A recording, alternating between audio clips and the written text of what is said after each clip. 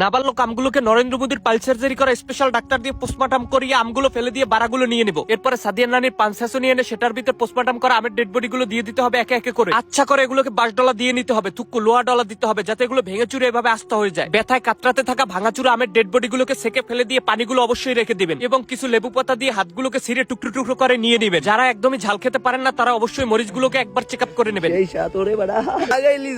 এরকম লাগাইলি জলে মিষ্টি বোম্বাই মরিচগুলো সবসময় বেশি নেওয়ার চেষ্টা করবেন আপনারা। হালকা আর একটু পার্শ্ব প্রতিক্রিয়া যুক্ত করার জন্য কিছু শুকনো মরিচের পাশায় সেক দিয়ে সেগুলো গুপ্তধনের মতো সাইড ভিতর থেকে বের করে নিব। পাশায় সেক খাওয়া মরিচগুলোকে একটা পায়ের ভিতর পিষে সুন্দর করে ভেঙে গামলার বাইরে ছিটিয়ে নিবেন আপনারা। তারপর চাঁদ থেকে আনা স্পেশাল সাদা বালু নিয়ে নেবেন পরিমাণ মতো, সাথে রাশিয়া থেকে ইম্পোর্টেড কিছুটা ঠেলা গাড়িতে করে আনা সাদা সার নিয়ে নেবেন যতটা আপনাদের মন চায়। আর 10টা স্কোপটার ভাড়া করে সাদিয়ার গাল থেকে খামসিয়ে আনা মেকআপ পাউডার তো থাকছেই, শুধু সরিষার তেলের ঘি কিছুটা অ্যাড করে প্রাইভেট প্রপার্টি বাঁচাতে পায়ে একটা মুজো লাগিয়ে এগুলোকে ভেঙে আস্ত করে পিষে নিতে হবে। এরপরে সামান্য কিছু সময় যেমন 12 বছরের মতো টাইম নিয়ে গামলার ভিতর নেমে এগুলোকে ভালো করে মাখিয়ে নিতে হবে যাতে ঠিকঠাক মতো প্রত্যেকটা আমের রগে রগে শিরায় শিরায় পাতায় পাতায় পৌঁছে যায় সবকিছু। আরো কিছুটা বিষাক্ত ফ্লেভার আনার জন্য আপনারা চাইলে আমাদের মতো ধোকাবাজ সাদিয়ার হাড়ের গুঁড়ো ব্যবহার করতে পারেন, তাহলেই তৈরি হয়ে যাবে এরকম বিষাক্ত একটা আমের মুড়িঘণ্ড রেসিপি। আর এগুলোর স্বাদের কথা যদি বলতে চাই তাহলে বলতে হবে আপনি মরে যাওয়ার পর জীবনে যা কিছু খেয়েছেন ভাই ও বোনেরা, বিশ্বাস করেন তার থেকে